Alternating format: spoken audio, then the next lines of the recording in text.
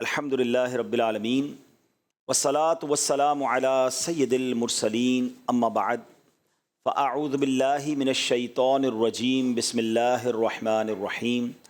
پڑھیے الصلاة والسلام علیک یا رسول اللہ وعلی آلک واصحابک یا حبیب اللہ۔ الصلاة والسلام علیک یا نبی اللہ وعلی آلک واصحابک یا نور اللہ۔ درود پاک پڑھنے کے بے شمار فضائل و برکات ہیں۔ میرے آقا مدینے والے مصطفیٰ صلی اللہ تعالیٰ علیہ وسلم کا فرمان عالی شان ہے، الصلاۃ علی نور یوم القیامہ عند ظلمت الصراط۔ میرے آقا فرماتے ہیں کہ مجھ پر درود پڑھنا قیامت کے دن پل صراط کی تاریکی کے وقت نور ہوگا۔ ومن اراد ان یقتال له بالمکیال الاوفا یوم القیامہ فلیکثر من الصلاۃ علی۔ آقا فرماتے جسے یہ پسند ہو کہ اسے قیامت کے دن یہ نور اور اجر و ثواب پورا ملے تو اسے چاہیے کہ مجھ پر بکثرت درود بھیجے۔ قیامت کے دن جو پل صراط ہوگا نا وہ بہت ڈارک ہوگا، ایک تو تلوار سے زیادہ تیز، بال سے زیادہ باریک اور اندھیرے میں ڈوبا ہوا۔ آج رات کو جب ہم گھر جاتے ہیں موٹر سائیکل میں لائٹ نہ ہو اور اسٹریٹ لائٹ بھی بند ہو تو ٹریول کتنا مشکل ہو جاتا ہے، مگر وہاں کوئی لائٹ نہیں ہوگی، اندھیرے میں ڈوبا ہوا وہ پل ہوگا اور نیچے جہنم کی آگ ہوگی۔ اب نور جس کے پاس ہوگا وہ آسانی سے اسے پار کرے گا۔ تو پل صراط کا نور نبی پاک نے فرمایا درود پاک کثرت سے پڑھنا۔ آپ لوگ جو جاب کرتے ہیں، کام کرتے ہیں، صبح گھر سے آتے ہیں، کوئی بائک پہ آتا ہے، کوئی گاڑی پہ آتا ہے، کوئی بس میں آتا ہوگا، اگر یہ جو ٹریول ٹائم ہے، نارملی کوئی کام نہیں ہوتا ہمارا، ہم یا تو موبائل دیکھ رہے ہوتے ہیں، سوشل میڈیا دیکھ رہے ہوتے ہیں، اگر اپنا ٹریول ٹائم درود ٹائم بنا لیں، 10 بھی جیب میں رکھیں، آپ یقین کریں آپ کو اندازہ بھی نہیں ہوگا جب آپ اپنے آفس پہنچیں گے تو پتہ نہیں کتنے 100 بار، بعض اوقات تو 1000 بار درود پاک ہو گئے ہوں گے۔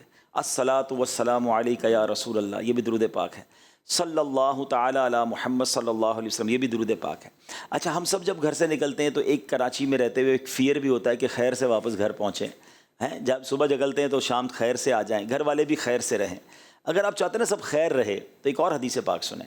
میرے آقا علیہ الصلوۃ والسلام فرماتے ہیں جو ایک بار درود پاک پڑھتا ہے اس پر 10 رحمتیں نازل کی جاتی ہیں۔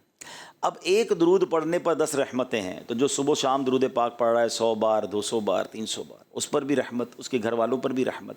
انشاءاللہ آپ سیکیور رہیں گے، آپ سیف اینڈ ساؤنڈ رہیں گے اگر آپ درود پاک اپنی زندگی میں شامل کر لیں۔ بہت ساری فضول باتیں، بہت سارا سوشل میڈیا پر ہمارا ٹائم ضائع ہوتا ہے۔ تو آج کے بیان کا پہلا مدنی پھول، پہلا مشورہ کہہ لیں، پہلا پوائنٹ کہہ لیں، وہ یہ ہے کہ اپنی زبان کو ذکر و درود سے تر رکھیں۔ آپ سب جاب کرتے ہیں، بہت سارے لوگ ہیں جو کام کرتے ہیں، جاب کرتے ہیں، بڑی سٹرگل کرنے کے بعد، بڑی محنت کرنے کے بعد مہینے کے آخر میں ایک اماؤنٹ ملتا ہے آپ کو کہ جو آپ کو آپ کے گھر اور دیگر چیزوں کے ضروریات کو پورا کرتا ہے۔ یعنی اس کا مطلب یہ ہوا کہ دنیا میں پیسے کمانے کے لیے محنت کرنی پڑتی ہے، ٹھیک ہے نا؟ مگر آپ کو صحیح بتاؤں، اللہ پاک کی ہم پر ایسی رحمت ہے کہ کچھ نیکیاں اتنی آسان کر دی گئی ہیں کہ دیر از نو اسٹرگل، کوئی محنت نہیں کرنی ہے، اور اجر اور ثواب کتنا انبلیویبل۔ ذرا مل کر کہیے سبحان اللہ، اب کہیے الحمدللہ، اب کہیے اللہ اکبر۔ ان تینوں جملوں کو کہنے میں کتنی محنت کی آپ نے، کتنا وقت لگایا، کتنا پسینہ بہایا، کتنا پیٹرول آپ کا لگا ہیں، کتنی منٹس یا کتنے گھنٹے صرف ہوئے؟ کچھ بھی نہیں، ہلے بھی نہیں اپنی جگہ سے، شاید 30 سیکنڈ نہیں لگے۔ اگر کسی بلینر کے پاس بھی آپ چلے جائیں نا اور اس کو کہیں کہ یار آپ 30 سیکنڈ میں کتنے پیسے کماتے ہو، تو جب وہ حساب کرے گا نا تو اس کے بھی چند روپے ہی بنیں گے، ٹھیک ہے نا؟ 30 سیکنڈ میں کچھ نہیں کمایا جا سکتا۔ میرے رب کی مہربانی دیکھو، حدیث پاک میں آتا ہے جس کا مضمون ہے جو ایک بار سبحان اللہ کہے جنت میں ایک درخت لگا دیا جاتا ہے، ایک بار الحمدللہ کہیں جنت میں درخت لگ جاتا ہے، ایک بار اللہ اکبر کہیں جنت میں درخت لگ جاتا ہے، ایک درود پڑھیں تو 10 نیکیاں ملتی ہیں، 10 رحمتیں نازل ہوتی ہیں، 10 گناہ معاف۔ نتھنگ ٹو ڈو، کوئی مشکل نہیں ہے۔ اچھا، آپ میں سے بہت سارے وہ جن کی انگلیاں چلتی ہیں، کام میں انگلیاں چلتی ہیں یا ماؤس چلتا ہے، زبان نہیں چلتی ہے، آپ کو بولنا زیادہ نہیں ہوتا ہے۔ اور انفارچونیٹلی، بدقسمتی سے، کراچی میں ایک اور پرابلم ہے، اسی علاقے میں دنیا کے پرابلم ہے، کراچی، حیدرآباد، نواب شاہی، سندھ میں، کہ جس کو بولنا کم ہوتا ہے تو منہ میں کچھ ڈال لیتا ہے، کیونکہ خاموشی رہنا ہے، کام میں بولنا تو ہے نہیں۔ تو اب سارا دن منہ میں کچھ ڈلا ہوا ہے، اور اس ڈلے ہوئے نے جو اس کو جس طرح تباہ کیا ہے فائنینشلی بھی اور اس کی صحت کو بھی، خدا کے واسطے میں آپ کا بھائی ہوں، اور میں ان دنوں ایک بہت تکلیف سے گزرا ہوں. اب یوں سمجھے کہ میرے گھر میں ایک انتقال ہوا ہے. میرا بچپن کا دوست، ہم 30 سال سے دوست تھے، ہم بچپن سے ساتھ تھے، ماحول میں بھی ساتھ ساتھ آگے پیچھے آئے. اس بھائی کا پچھلے دنوں انتقال ہوا، اور اس کی وجہ اس کا منہ کا کینسر تھا، اور وہی پرابلم تھا کہ منہ اس کا ہر وقت بھرا رہتا تھا. اب وہ نہیں سمجھتے تھے، یا وہ سمجھتے تھے مجھے کچھ نہیں ہوگا، اور آخر کار ایسا کینسر ہوا کہ لاکھوں لاکھ روپے خرچ ہوئے. ہم دنیا کے ہر ملک میں لے جانے کے لیے اس کو تیار تھے. میں نے کہاں کوشش نہیں کی. آپ میرے کچھ کانٹیکٹس بھی سمجھتے ہیں. میں نے اس کی رپورٹس امریکہ بھیجی ہیں، میں نے اس کی رپورٹس دنیا کے کئی ڈاکٹرز کو بھیجی کہ آپ بتائیں میں اس کو لے کر وہاں آ جاتا ہوں اگر اس کا علاج ممکن ہے. تو ڈاکٹر نے کہا اب کچھ نہیں ہو سکتا ہے. اور وہ 40 میری ایج کا میرا مجھ سے 1 سال بڑا ہوگا، 48 49 کی ایج میں وہ بھائی ہمارا دنیا سے چلا گیا. اللہ اس کی مغفرت فرمائے، اس کے درجات بلند فرمائے. میں یقین کریں اس پورے واقعے کو جس طرح کلوزلی میں نے آبزرو کیا ہے، تو میں آپ سب سے بھی گزارش کروں گا اگر میرے کسی بھائی کی پان گٹکے کی عادت ہے، اس طرح کی چیزوں کی عادت ہے، نہ کریں. ہم سمجھتے ہیں یار مجھے کچھ نہیں ہوگا، لیکن جب ہوتا ہے نا، اب میں اس کے بچوں کو دیکھتا ہوں، اس کی فیملی کو دیکھتا ہوں، بہت کچھ ڈسٹرب ہو گیا ہے. تو پلیز اپنے لیے، اپنے بچوں کے لیے. آپ کہتے ہیں یار بس، کچھ لوگ اس کو ٹینشن مٹانے کے لیے سمجھ کے کھا رہے ہوتے ہیں. ٹینشن مٹ نہیں رہی ہے، آپ ٹینشن بڑھا رہے ہیں. آپ ایک بار ہمت کریں، ایک بار اس چیز کو چھوڑیں. اچھا پھر اس کا ایک اور جو دینی نقصان سمجھے کہ جب تک آپ کے منہ میں یہ چیزیں آپ نہ درود پڑھ پا رہے ہیں، نہ آپ اللہ کا ذکر کر پا رہے ہیں، آپ کتنے لکی ہیں. آپ یقین کریں، اب پتہ نہیں یہ بات کہنی چاہیے کہ نہیں، لیکن تحدیث نعمت کے لیے کہہ رہا ہوں، شاید کسی کو بات کلک کر جائے. ہماری زندگی میں ہمارا بہت سارا وقت بولنے میں صرف ہوتا ہے. بیان، مشورہ، واٹس ایپ، تقریباً سارا دن ہم بولتے ہی رہتے ہیں. یعنی مجھے کبھی بولنے کا موقع کب ملتا ہے نا، میں اس کو بہت غنیمت سمجھتا ہوں کہ یار اب موقع مل گیا ذکر الہی کرنے کا، اب موقع مل گیا درود شریف پڑھنے کا. مثال کے طور پہ جہاز میں، ہم جب جہاز میں ہوتے ہیں بعض اوقات موبائل نہیں چلتا، اب کوئی کام نہیں ہے، موبائل ہو گیا سائڈ پہ، اب یا تو مطالعہ کر لیں یا آپ ذکر کر لیں، تسبیح نکال لیں. تو اتنے درود پاک ہو جاتے ہیں، اتنا ذکر الہی ہو جاتا ہے کہ بندہ خوش ہو جاتا ہے کہ یار لاٹری لگ گئی، یار 1 گھنٹہ کچھ پڑھنے کا موقع مل گیا. مگر آپ میں سے کئی لوگ ایسے ہیں جن کے 7-8 گھنٹے ان کو بولنا نہیں ہے، ان کو کام کرنا ہے. اگر آپ کا مائنڈ سیٹ بن جائے کہ یار جتنی دیر کام کرنا ہے اتنی دیر درود ذکر، اچھا بدل کے کریں نا، ایک ہی ذکر آپ کنٹینیو شاید نہیں کر پائیں گے. تھوڑی دیر کلمہ پاک پڑھ لیا، یار 1000 بار کلمہ پاک پڑھوں گا، 1000 بار درود پاک پڑھوں گا، 1000 بار سبحان اللہ کہوں گا، 1000 بار الحمدللہ کہوں گا، 1000 بار استغفر اللہ کہوں گا. آپ یقین کریں آپ جاب سے گھر جائیں گے، ادھر جنت کے محل تیار ہو گئے ہوں گے آپ کے لیے. اور یہ میرے نبی کے سچے وعدے ہیں کہ یہ ذکر الہی میں. اچھا پھر روحانیت الگ، آپ کی زبان کی تاثیر الگ، آپ کی طبیعت فریش الگ. نبی پاک علیہ السلام فرماتے ہیں جس کا مضمون ہے کہ جو مشکل اور پریشانی میں ہو، تقریباً ساری مشکل پریشانی میں ہم لوگ ہر وقت رہتے ہیں، اس کو چاہیے کہ مجھ پر کثرت سے درود پڑھے کہ درود مشکلیں اور پریشانیوں کو لے جاتا ہے. یہ فلش آؤٹ ہو جائیں گی، یہ غائب ہو جائیں گی مشکلیں اگر آپ کی زبان ذکر و درود سے تر رہے گی. تو پہلی نیت میں بھی کروں، آپ بھی کر لیں کہ کثرت سے درود پاک پڑھیں گے انشاءاللہ، ذکر الہی کریں گے انشاءاللہ. فضول باتوں میں وقت نہ گزاریں، تھوڑی زندگی ہے، پتہ نہیں کب چلے جائیں گے. تو جانے سے پہلے اتنا اکٹھا کر لو نا یار کہ ادھر بھی موج کریں. تو انشاءاللہ میں امید کرتا ہوں کہ اس پر آپ غور کریں گے اور اپنی فضول باتیں، دیگر فضول کاموں کی بجائے زبان کو ذکر الہی سے تر. اور اس کے لیے بہترین طریقہ تسبیح ہے.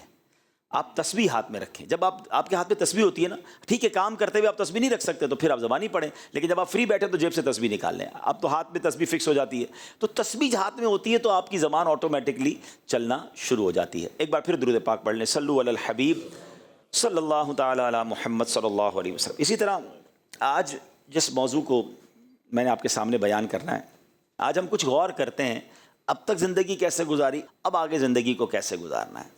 ہم میں سے بہت سارے لوگ یہ سوچتے ہیں کہ کامیاب کون ہے، ہو از دا سکسیسفل. بڑی بات ہوتی ہے کہ یار مدنی چینل میں اگر جناب اس پوسٹ پہ پہنچ جائے، نہیں یار اس چینل کا ڈائریکٹر بن جائے نا تو کامیاب ہے، جس کی اتنی سیلری بن جائے وہ کامیاب، جس کے پاس اتنی گاڑیاں ہوں وہ کامیاب ہیں. نہیں جناب، جو طاقتور ہے وہ کامیاب، جو پاورفل ہے جو کامیاب ہیں، ملک کا وزیر اعظم بن جائے تو وہ کامیاب. نہیں جناب اب وزیر اعظم نہیں، اتنا فیم ہو جائے نا. الگ الگ لوگوں کی مائنڈ سیٹ ہے نا، کہ اتنے فالوورز ہوں، سوشل میڈیا پر اتنے چاہنے والے ہوں، دنیا کے اتنے ملکوں کا سفر کر لیا ہو، یا فلاں ملک کا پاسپورٹ مل جائے. ہر بندے کا الگ مائنڈ سیٹ اور الگ ٹارگیٹس ہیں. ہر بندے کو آپ پوچھیں گے تم بتاؤ کامیاب کون ہے، تو وہ کہے گا فلاں، وہ کہے گا وہ دوسرا کہے گا فلاں طریقے کا کامیاب.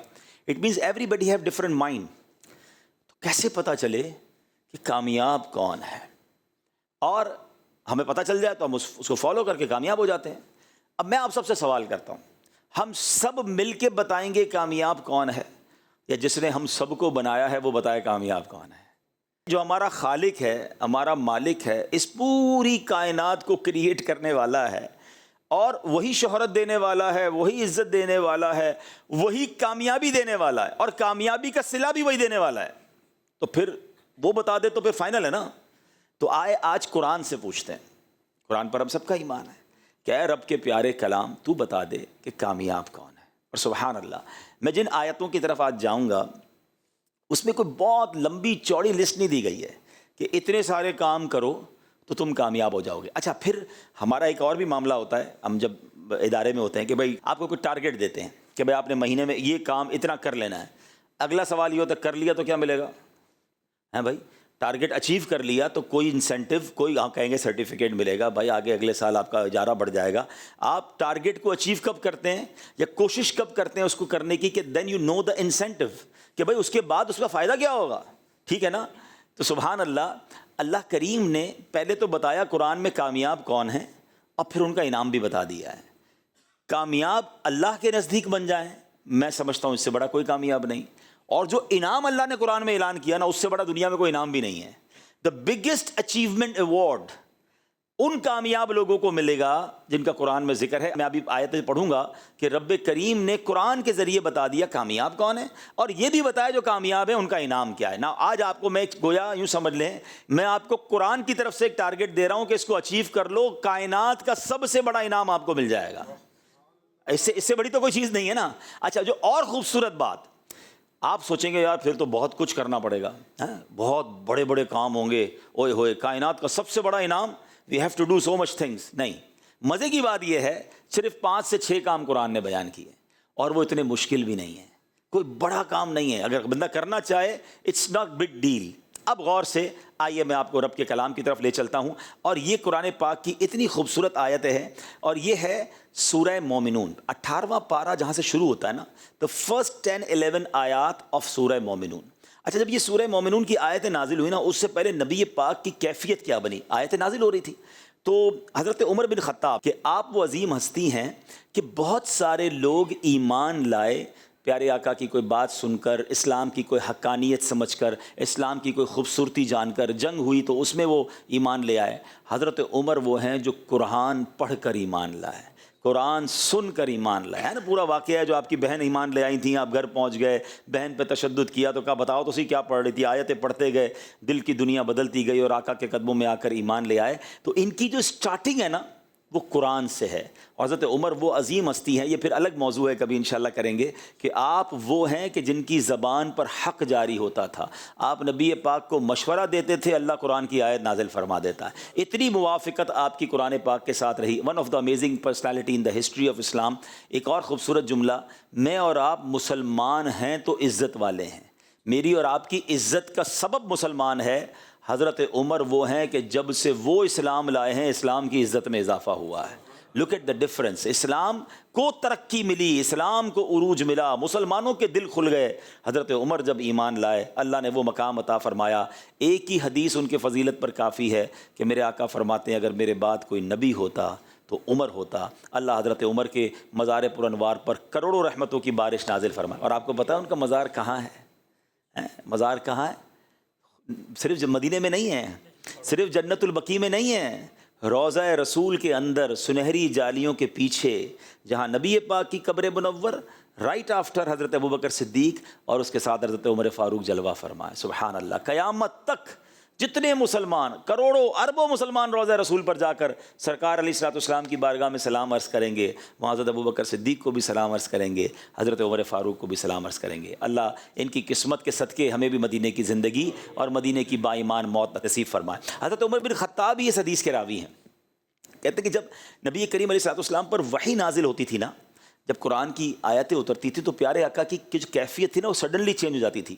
وہ کہتے ہیں پیارے آقا علیہ الصلوۃ والسلام کے چہرہ اقدس کے پاس مکھیوں کی بھنبھناہٹ کی آواز آتی تھی۔ صحابہ سمجھ جاتے تھے، نظر نہیں آتی تھی مکھیاں، مگر اس طرح کی ساؤنڈ سنائی دیتا تھا تو وہ سمجھ جاتے تھے کہ نبی پاک پر وحی نازل ہو رہی ہے۔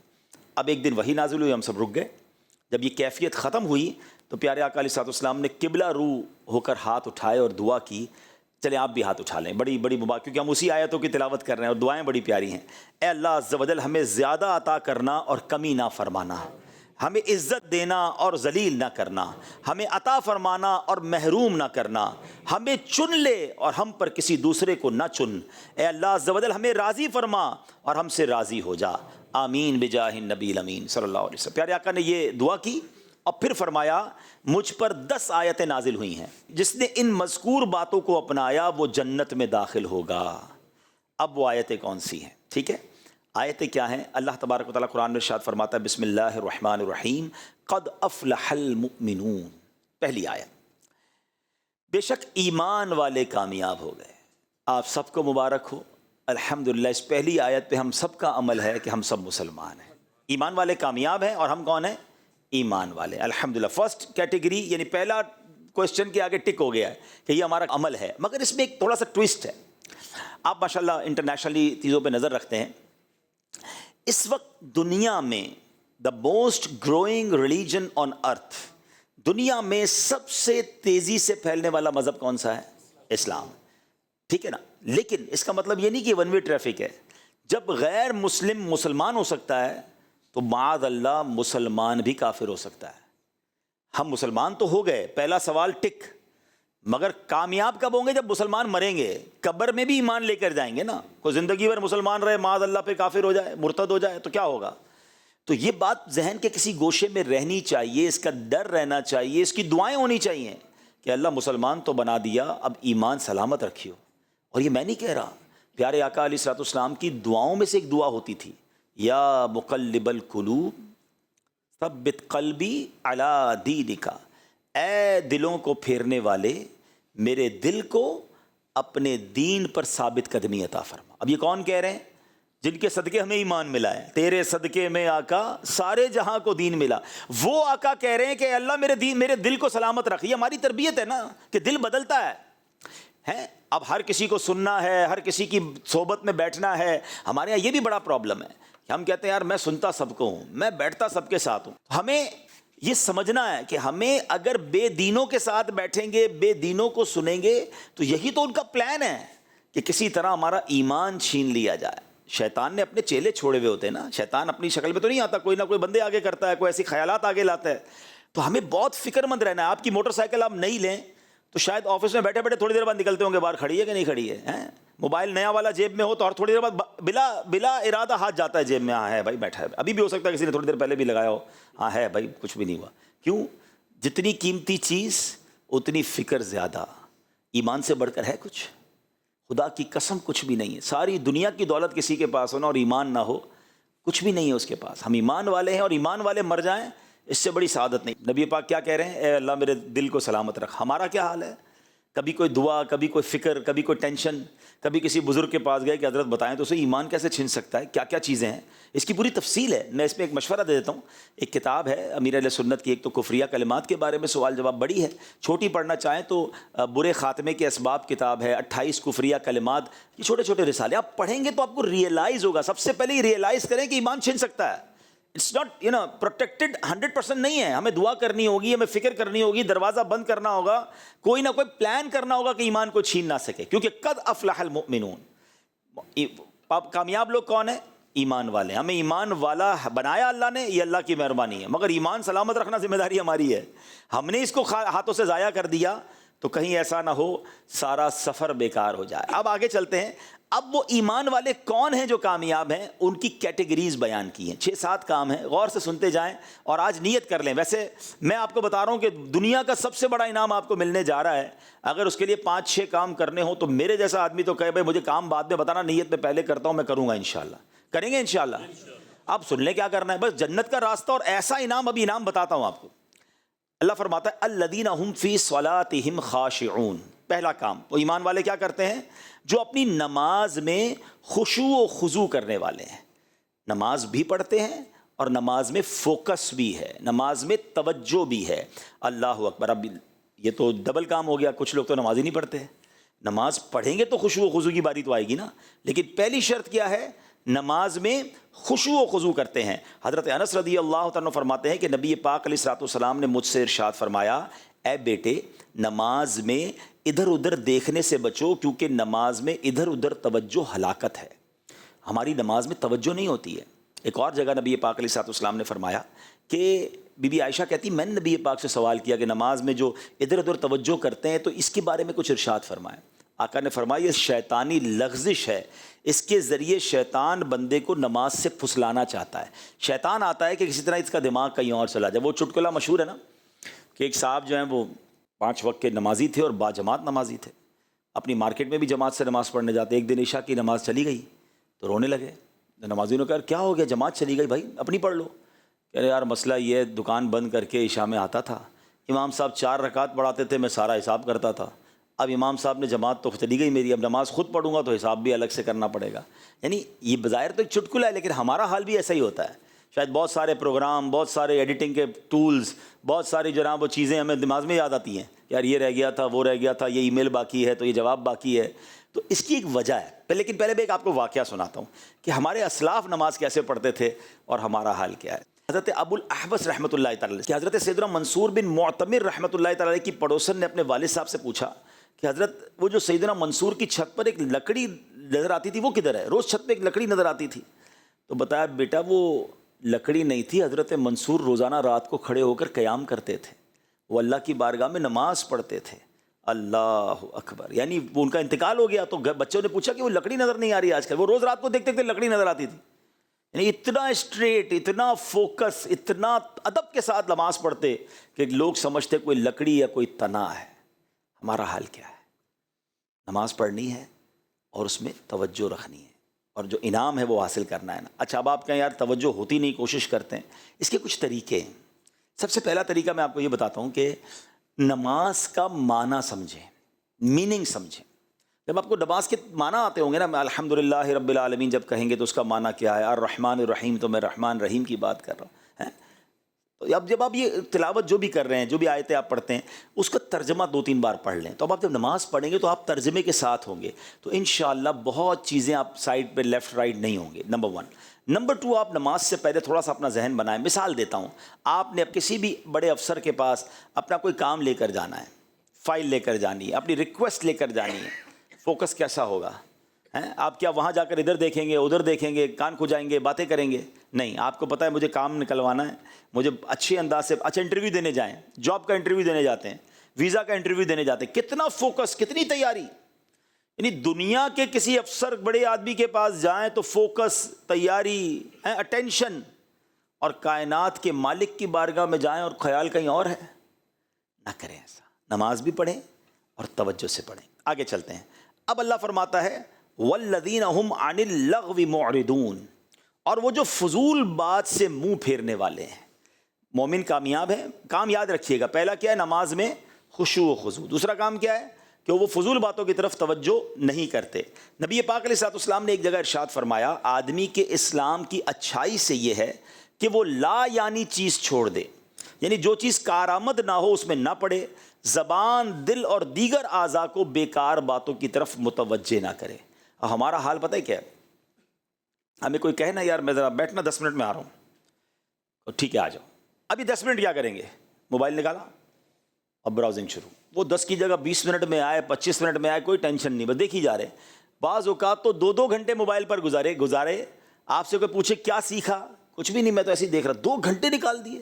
شاید گناہ تو مل گئے کیونکہ عجیب عجیب چیزیں ہوتی ہیں، مگر ملا کچھ نہیں۔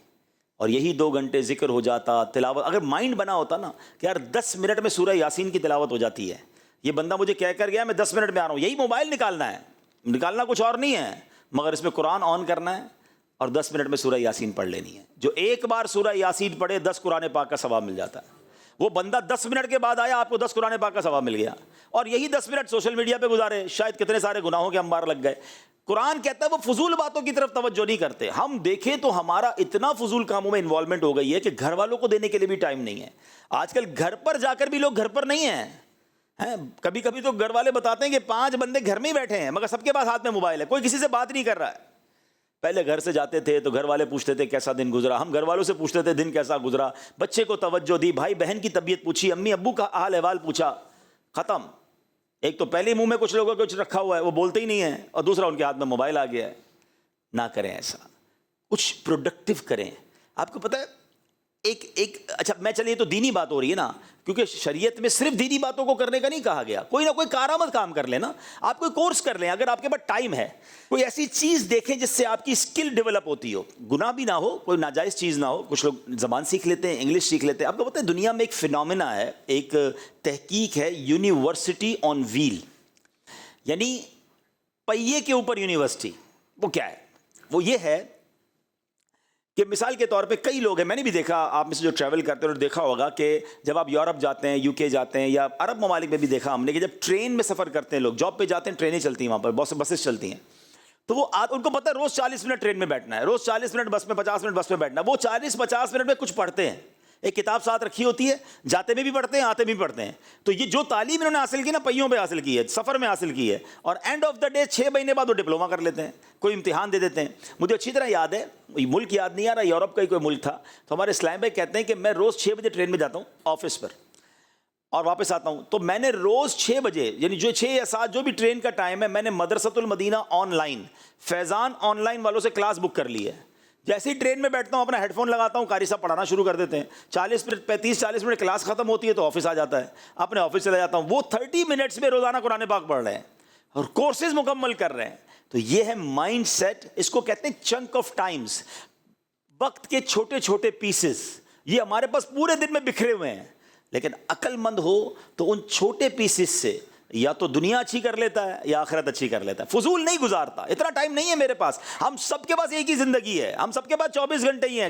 جو کامیاب لوگ ہیں ان کے پاس 48 گھنٹے یا 72 گھنٹے نہیں ہوتے دن کے، وہ 200-300 سال نہیں جیتے۔ دنیا کے کامیاب لوگ بھی 60-70 سال ہی جیے ہیں، مگر وہ کہاں پہنچ گئے اور ہم کہاں رہ گئے؟ کیونکہ انہوں نے وقت کا صحیح استعمال کیا۔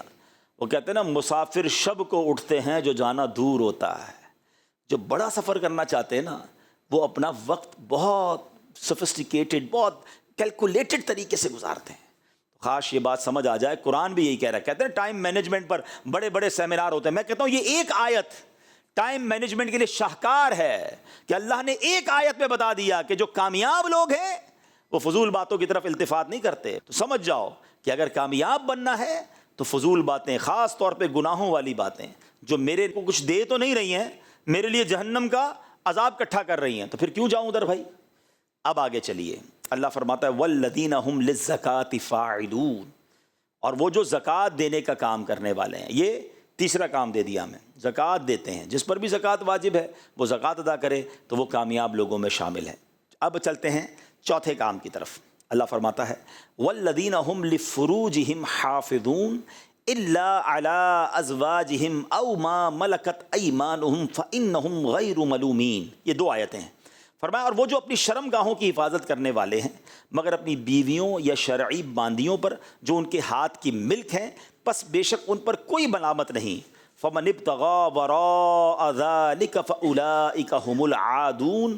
فرمایا تو جو ان کے سوا کچھ اور چاہے تو وہی حد سے بڑھنے والے ہیں۔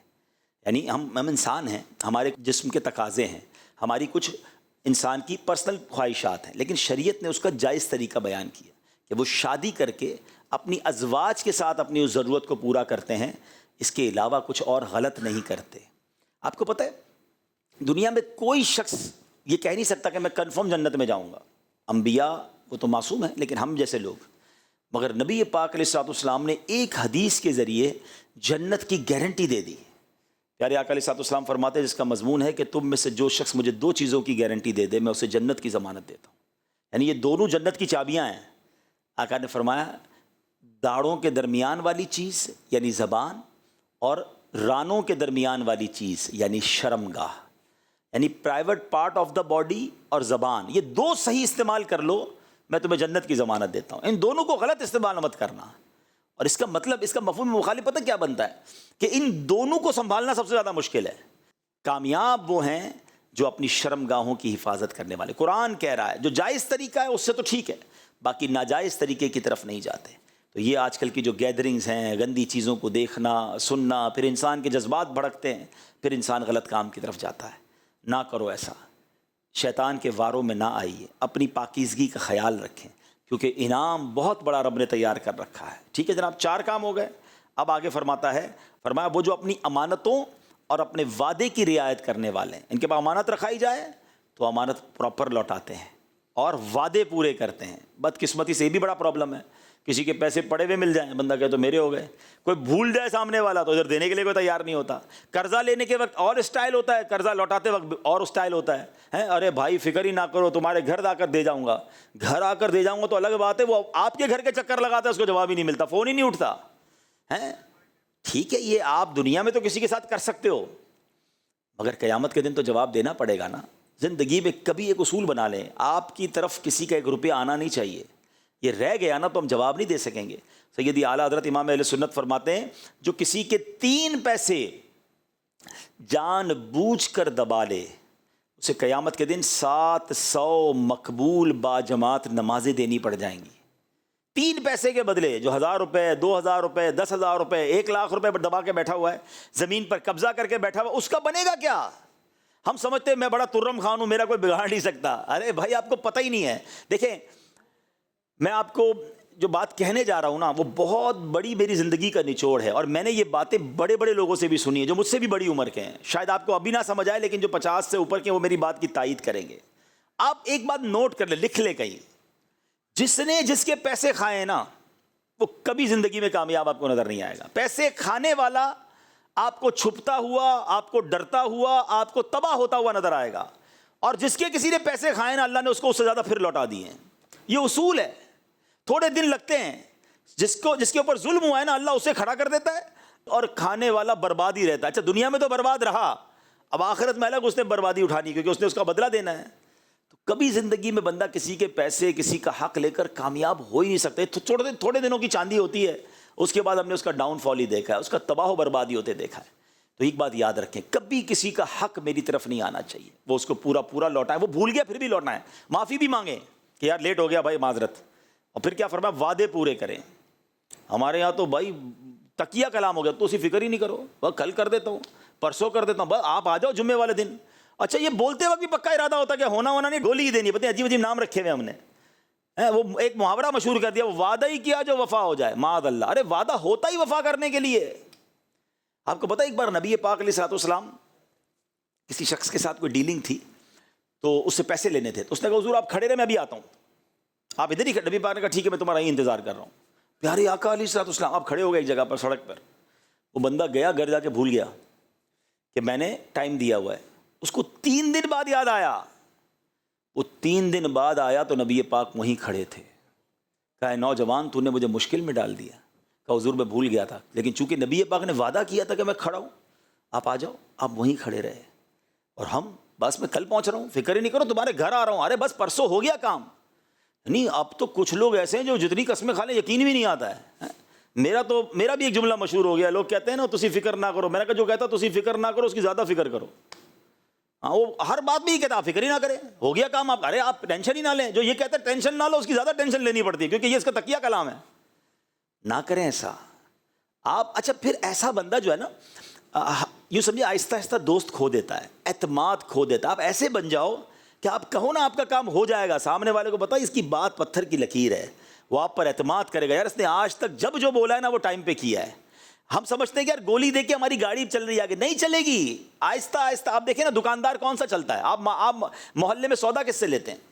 آپ بعض دکاندار ایسے جو مہنگا سودا دیتے ہیں، آپ جا کے اس سے لے لیتے ہیں کہ یار یہ سچا دیتا ہے، وہ سستا تو دیتا ہے مگر ملاوٹ کرتا ہے، تو ملاوٹ والے کا کاروبار آگے جا کے بد ہی ہوتا ہے، اور اچھی کوالٹی کا مہنگا بھی لوگ خریدتے ہیں۔ بالکل ایسے ہی بندہ وہی چلے گا۔ اچھا آپ اپنی آرگنائزیشن میں، اپنے ادارے میں، اپنے جاب میں بھی آگے جب ہی بڑھیں گے جب آپ سچے ہوں گے۔ آپ کا ایچ او ڈی کہے گا یار جب بولتے دیکھو جھوٹ بولتا ہے، جب دیکھو کوئی بہانہ کرتا ہے، آہستہ آہستہ آہستہ آپ ڈاؤن۔ پھر آپ پتہ کیا کہیں گے، یار پتہ نہیں مجھے کیوں پیچھے کرتے ہیں، مجھے آگے نہیں بڑھاتے، میری تنخواہ نہیں بڑھاتے، میرا گریڈ نہیں بڑھاتے۔